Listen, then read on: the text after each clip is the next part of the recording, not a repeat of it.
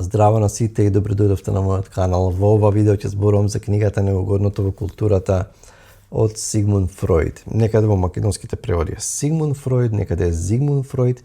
Не сум 100% сигурен како е исправно, меѓутоа може да претпоставите, значи ова не е рецензија за роман и ова видео ќе оди во плейлистата Читачот филозофира, меѓутоа ова е една од најважните книги на Фројд и се занимава со многу интересни теми, многу интересни идеи. Ве поканувам да останете да го погледнете видеото до крај.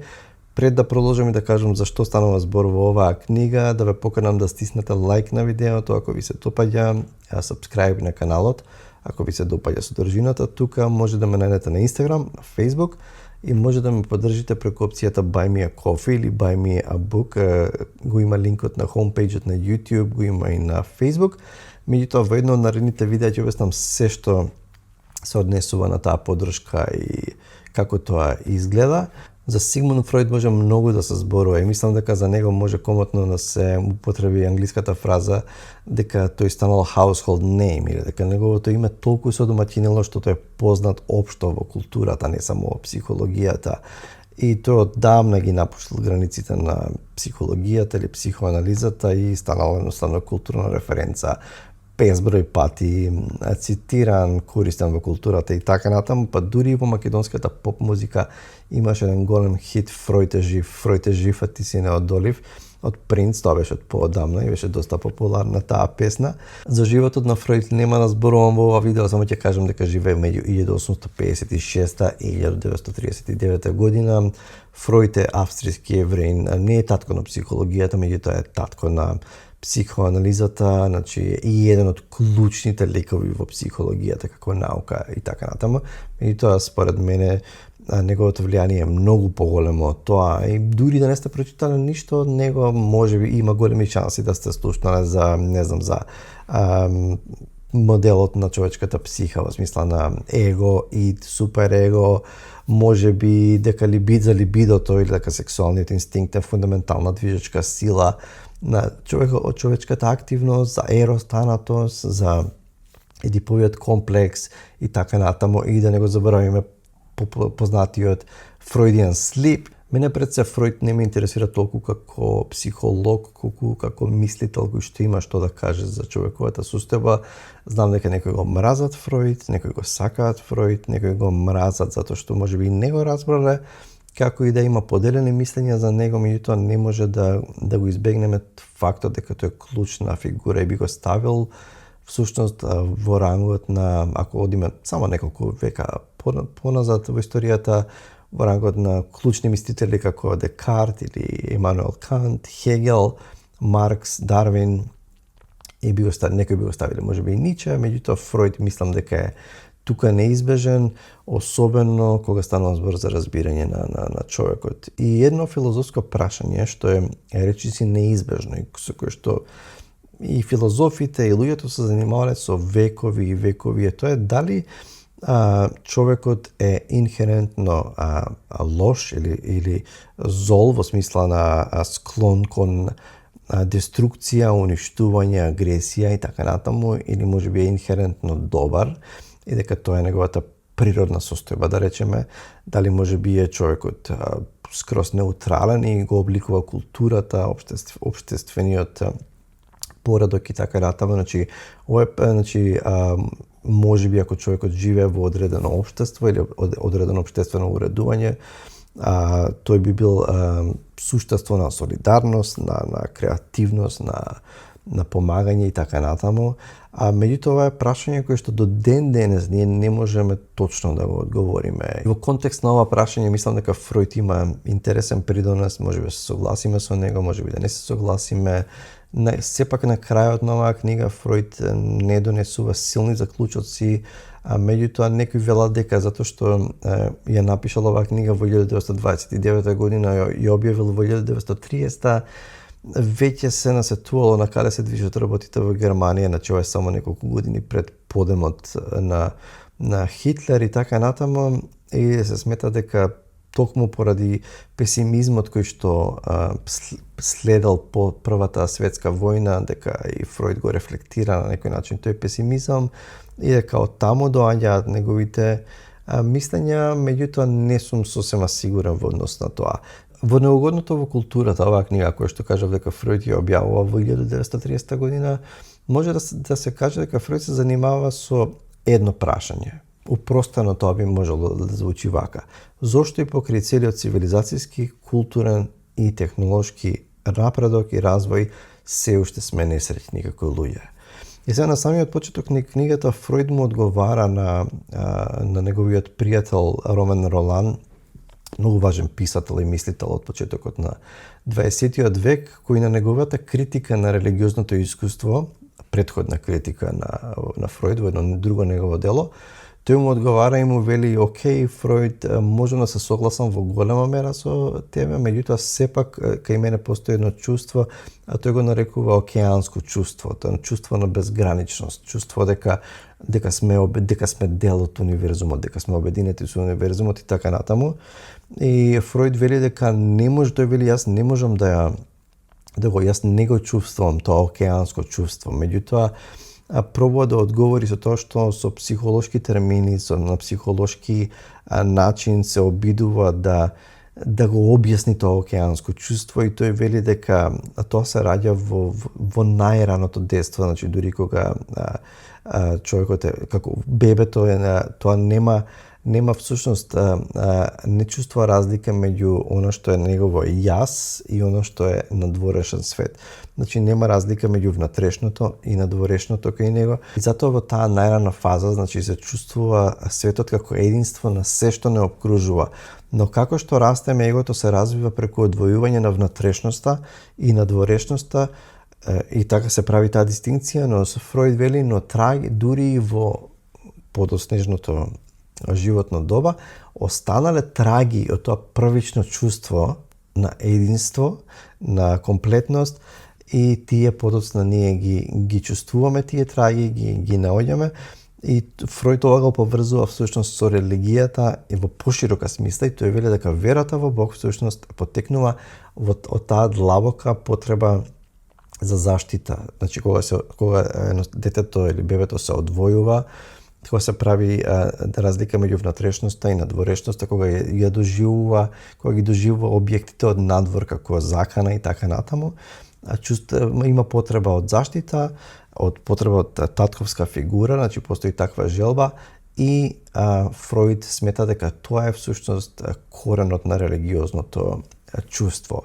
Меѓутоа, религијата е само еден од начините на постигнување на највисокиот стремеж на човекот. Зборувајќи за главниот двигател на човекот, Фројд вели дека тоа е потрагата по среќа. Меѓутоа, потрагата по среќа, тој вели дека има два аспекти.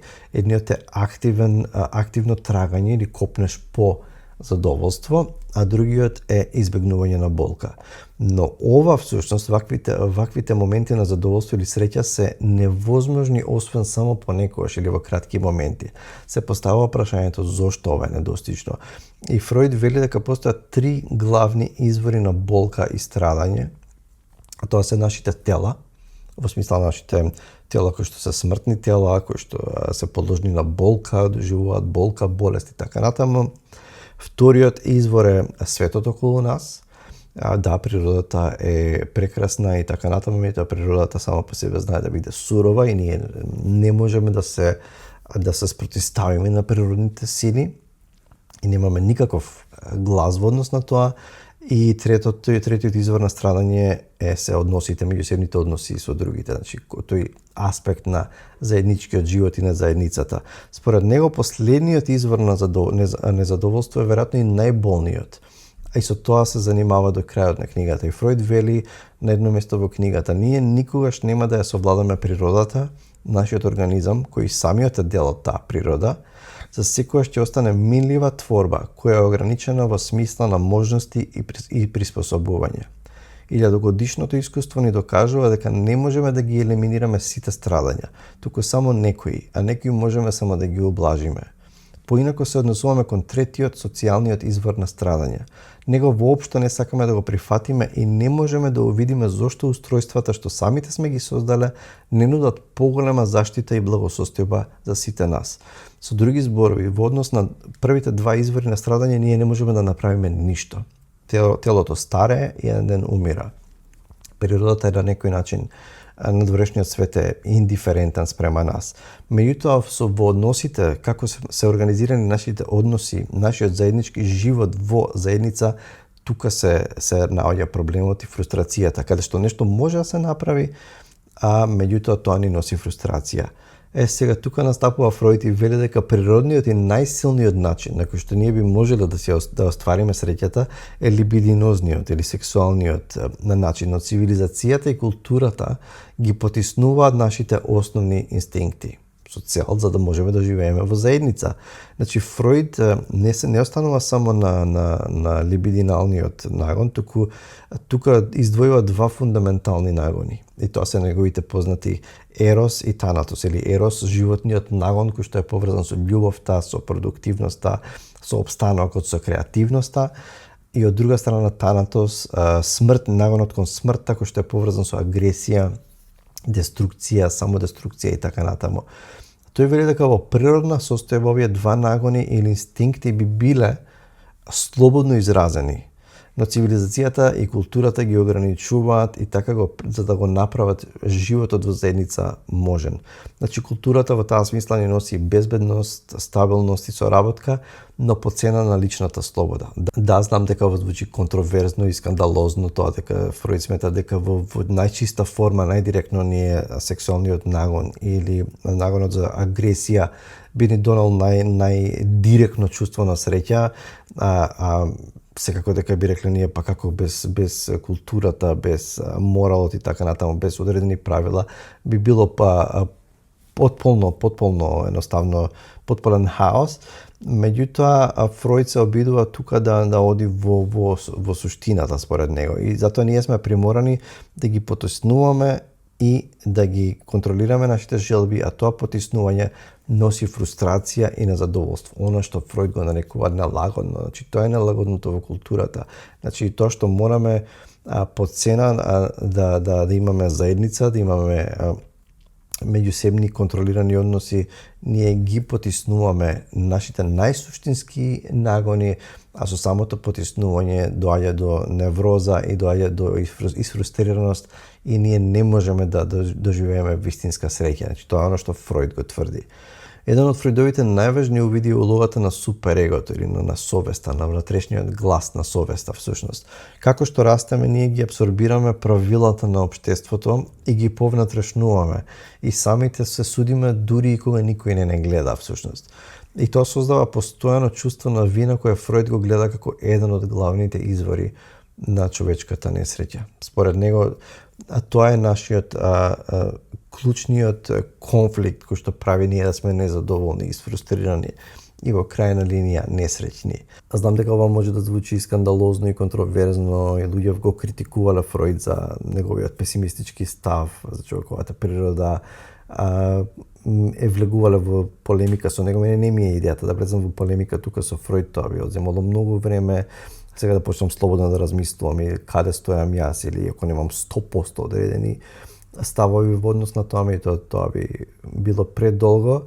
Меѓутоа Фројд како што ни е дава главната идеја тука и развојот на совеста и на чувството на вина и така натаму, на самиот крај Фројд не нуди решение. Значи самите структури кои треба да не заштитат законот, моралот, културата ја ограничуваат нашата среќа. Тоа е всушност неговата главна мисла.